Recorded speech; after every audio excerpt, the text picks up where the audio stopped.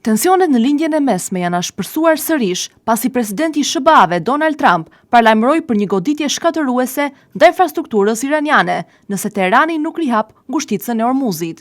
Duke folur nga shtëpia e bardhë, Trump deklaroi se Shtetet e Bashkuara kanë përgatitur një plan i cili sipas tij mund të nxjerrë jashtë funksionit çdo urdhë centrale energjetik në Iran brenda 4 orësh.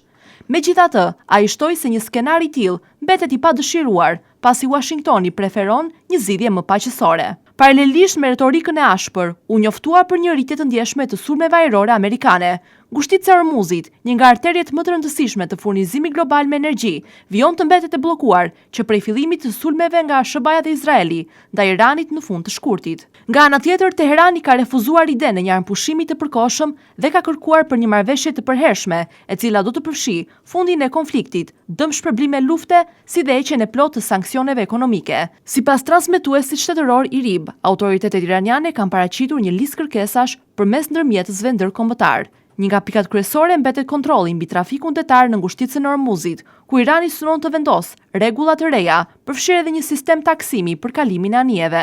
Ndërkohë, zhvillimet në terren po vijojnë të jenë dramatike. Korpusi i Gardës Revolucionare Islamike konfirmoi vrasjen e një zyrtari të lartë të inteligjencës gjatë sulmeve të fundit. Sipas Agjencisë Shtetërore IRNA, të paktën 19 persona janë vrarë dhe 10 të tjerë janë plagosur nga sulmet ajrore pranë Teheranit, ndërkohë mediat iraniane raportojnë për shpërthime të shumta në objektet energjetike në jug të vendit. Përpjekje diplomatike duket se po mbeten të brishta. Burime ndërkombëtare flasin për një propozim për armpushim 45 ditor, i cili do t'i hapte rrugën negociatave të paqes.